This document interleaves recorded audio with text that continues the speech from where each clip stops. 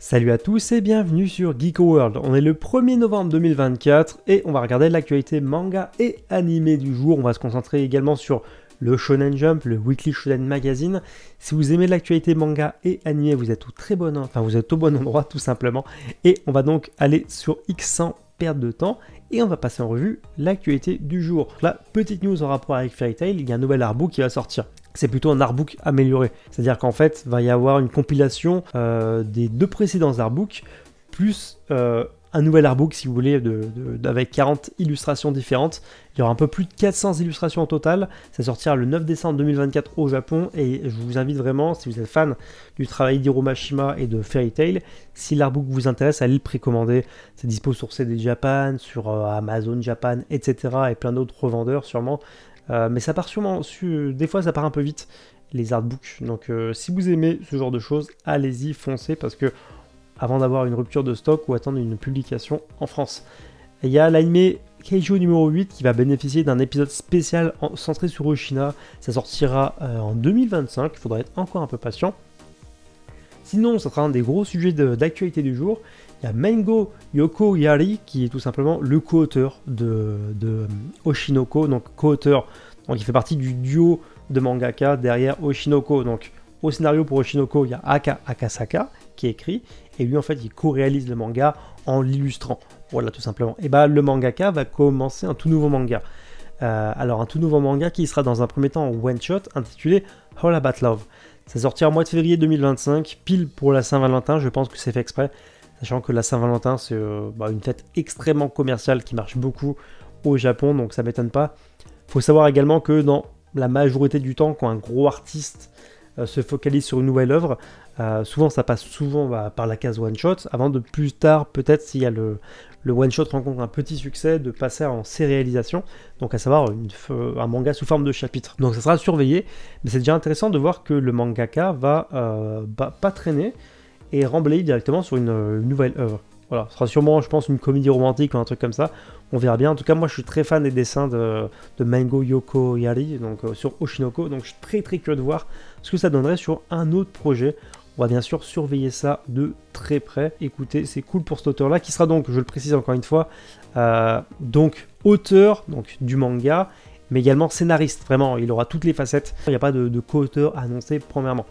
Pour Halloween, il y a eu pas mal, vous allez voir dans cette vidéo, c'est un peu spécial, parce que Halloween, c'est une fête commerciale extrêmement puissante au Japon, et donc il y a plein d'animés qui ont le droit à des illustrations spéciales pour cette occasion. Là, déjà, il y a Oshinoko, on a eu My Hero Academia, donc My Hero Academia, il y a eu Frieren, qui s'est offert également une illustration spéciale Halloween. AQ, on a eu de nouvelles informations au sujet de AQ, ça sort aujourd'hui, le film AQ, ça sort aujourd'hui sur Crunchyroll à travers le monde. En France, je sais pas, mais bon, si vous avez un VPN, vous pourrez mater ça. Il y a l'anime Twilight Bound Hanako-kun saison 2, qui sera diffusé au mois de janvier 2025, si vous êtes pas au courant, et qui s'est offert un tout nouveau visual art, voilà. C'est toujours sympa, j'aime bien le côté un peu mignon, voilà, même si le fond n'est pas super mignon pour le manga, mais bref. On a eu des news aussi en rapport avec le jeu vidéo Death Note, produit par Namco Bandai. Ça sortira le 5 novembre 2024 et il y a eu un trailer. Voilà, je vous mets quelques images du trailer à l'écran. Si vous voulez, si vous intéresse, vous voulez le trailer plus en détail, je vous le mettrai en commentaire. N'hésitez pas à me le dire et puis je vous passerai le lien.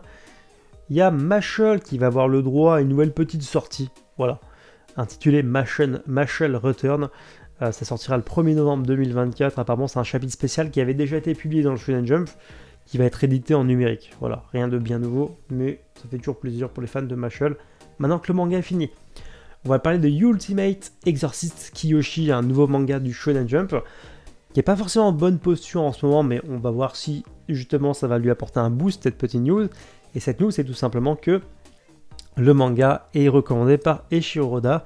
Et c'est tout simplement en fait un message qui a accompagné, c'est un bandeau publicitaire qui a accompagné la sortie du premier tome au Japon. Mais il y a une raison à ça et on va la détailler juste après parce que je vous ai mis un complément d'information là-dessus. Le Weekly Shonen Jump numéro 49, on va parler rapidement du classement. Voilà, il est sorti hier. Alors, dans le fond du classement, on a Kill Blue, News Exorcist est toujours dans le fond du classement aussi, ça sent pas du tout bon pour le manga. Mission Yusa Kura Family, écoutez, est en 10e position, voilà, on va dire la dernière tranche du classement. Hunter x Hunter, toujours classé 9ème, hein, voilà. Hunter x Hunter, encore une fois, n'aura pas de bon classement, mais c'est tout à fait normal, rassurez-vous. Mien Roboko, le gag manga, classé 8ème cette semaine. Astro Royal, petite remontée, et ça fait plaisir, c'est plutôt rassurant. Sachant que les ventes sont assez intéressantes pour l'instant, mais on ne sait jamais avec le Shonen Jump, parfois c'est le classement qui prime avant le reste. Donc même si les ventes sont correctes, voilà, c'est toujours rassurant pour les fans du manga ou ceux qui apprécient le manga de le voir à la 7ème place. Blue Blocks s'est tissé à la 5ème place, donc dans le top 5, c'est cool. Undead Unluck, grosse remontée cette semaine avec la 4ème position. Kagurabashi, page couleur, donc il a un statut un peu particulier. Sakamoto Days est classé 2ème cette semaine. Et Akane Banashi, premier bien sûr, ça fait extrêmement plaisir. Et la couverture était décernée à The Elusive Samurai, qui avait également le lead color, donc la double page couleur d'ouverture. La semaine prochaine, au prochain numéro, ce sera Akane Banashi. Le manga va bénéficier donc de la page couleur du magazine, la page couleur d'ouverture, ainsi que la couverture du magazine. Et on aura d'autres mangas, voilà, il y aura Ultimate Exorcist Kiyoshi, Kill Blue, qui auront des pages couleurs, et puis un nouveau manga voilà, qui a commencé il n'y a pas très longtemps. Voilà pour la partie sur le Shonen Jump. Et My Hero Academia de Koichiro Ikoshi va avoir un nouveau fanbook, donc à savoir un databook, un livre avec plein d'informations sur le manga. Souvent, en vrai, c'est pas très utile, on apprend plein de petites news par-ci par-là, mais bon, c'est toujours des trucs bonus. Et donc, ça sortira très très prochainement, mi-2025. Et il y a également un nouvel artbook qui a été annoncé. Donc, je crois même pas d'ailleurs, je sais même pas s'il y avait un premier artbook. Non, je crois pas qu'il y ait d'artbook pour My Hero Academia, donc ce sera le premier artbook. Donc tant mieux parce que Koichiro Ikoshi, pour son style graphique, pour son art vraiment, ça peut être très très intéressant de choper l'artbook. Donc ça, on verra bien plus tard. L'attaque des Titans, on a appris que le film qui compilerait en fait tous les derniers épisodes va bénéficier d'une scène inédite, une scène post-crédit toute nouvelle.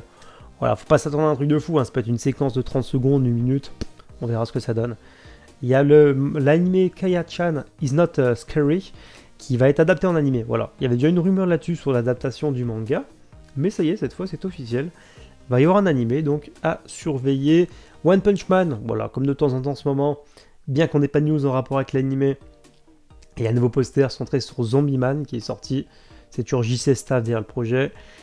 Food Wars s'est offert un visuel spécial pour son animé, pour célébrer l'anniversaire de l'animé. Bon, voilà, c'est digne de Food Wars, hein, on va dire, pour le fanservice, le côté un peu Eishi, tout ça. Et là où je voulais vous apporter un complément d'information, ce qui est assez marrant, c'est que Eiichiro Oda, concernant Kiyoshi, ce manga-là a été donc recommandé par Eiichiro Oda. On a eu un complément d'information là-dessus, et en fait on apprend tout simplement que le mangaka, derrière le projet, a été pendant 5 ans assistant de Eiichiro Oda. Et en fait, c'est lui qui lui a gratté tout simplement une recommandation. Donc j'ai trouvé ça assez fun, parce que des fois on sait pas vraiment ce qui se... On sait que c'est du marketing, on sait pas vraiment les tenants et les aboutissants derrière un truc, mais là en fait, le mangaka de Kiyoshi a tout simplement dit, voilà, directement, c'est lui qui a gratté auprès d'Eiichiro Oda une recommandation pour le premier tome. C'est un peu biaisé niveau marketing. Perso, je trouve ça un peu... c'est pas que ça fait pitié, mais tu dis bon... Au moins, il a réussi ce tour de force, mais j'ai trouvé ça amusant de savoir que c'est pas spontané d'Eiichiro Oda, quoi. C'est son ancien assistant qui lui a demandé une faveur. Toujours en rapport avec les illustrations et les animés d'Halloween, voilà, il y a aussi eu les carnets de l'apothicaire, pareil, qui a eu le droit au visuel. Et on va conclure cette émission avec, on va passer en revue l'actualité du Weekly Shonen Magazine numéro 48. Bon, premièrement, on va s'attarder sur le classement rapidement. Qu'est-ce qu'on a en fond de classement? Alors, Hajime no Ippo, classé 16ème. Qu'est-ce qu'on a juste au-dessus de connu? On a Shangri-La Frontier, classé 10ème cette semaine. Goddess Café juste au-dessus de Kujiseo à la 9ème place. Blue Lock, toujours classé 8ème, voilà. On va dire que c'est la grosse première partie du magazine, donc c'est tant mieux. Kaku no Inosuke, Kapalos Cocos, 7ème. Ono Miburo, 6ème, on va voir si l'anime boostera le manga ou pas. Pour l'instant, j'ai pas trop d'attente, moi, particulièrement par rapport à ce titre. Et